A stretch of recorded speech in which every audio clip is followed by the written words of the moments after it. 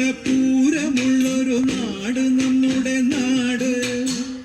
ഓണത്തിന് പുലിയിറങ്ങണൊരൂര് നമ്മുടെ ഊര്.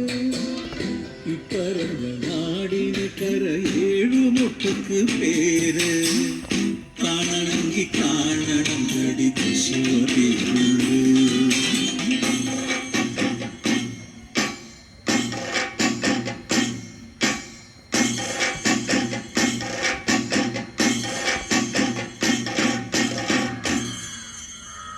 നാടിനൊത്ത നടുവില് പച്ചക്കൊട പിടിക്കണ കാട്.